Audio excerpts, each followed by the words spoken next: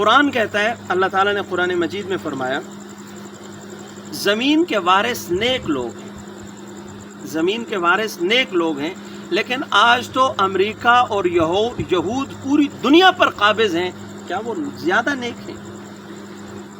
کیا وہ زیادہ نیک ہیں؟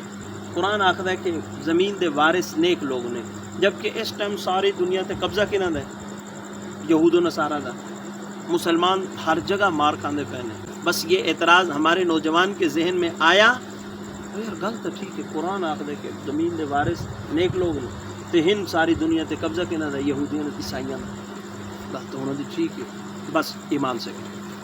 جب یہ بات دل میں آئی نا کہ یار انہوں دی گل وچ وزن ہے، تو مطلب کہ یہ شک میں مبتلا ہو گیا۔ جب یہ شک میں مبتلا ہو گیا تو ایمان سے ختم۔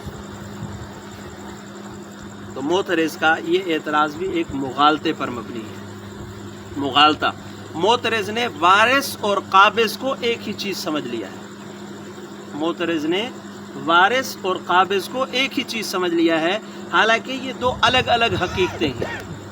وارث یہ الگ تشریح ہے، اور کوئی کسی پر قبضہ کر لے یہ الگ چیز ہے۔ ایک بندہ کسی کا وارث ہے، یہ چیز میری ہے، میں اس کا وارث ہوں، اور ایک یہ ہے کہ میں کسی چیز پر قبضہ کر لوں، تو یہ دو الگ الگ چیزیں ہیں، ان کو اکٹھے نہیں کر سکتے۔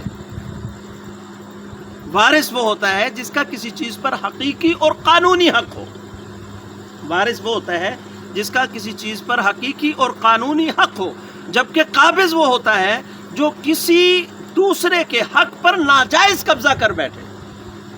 یہ ساری زمین اللہ تعالیٰ کی ہے، تو اس زمین کا وارث وہ ہے جو اللہ تعالیٰ کو حقیقی معنوں میں اللہ مانتا ہے، جو اللہ تعالیٰ کے احکامات مانتا ہے، جو اللہ تعالیٰ کے پیارے محبوب کو اللہ تعالیٰ کا آخری نبی مانتا ہے، تو حقیقی وارث تو وہی ہوگا نا۔ جو اللہ کو مانتے ہی نہیں، وہ اللہ کی زمین کے اوپر اگر حکومت کر رہا ہے تو وہ قابض ہے، وہ تو اللہ کا منکر ہے، وہ تو اللہ تعالیٰ کو مانتے ہی نہیں ہے۔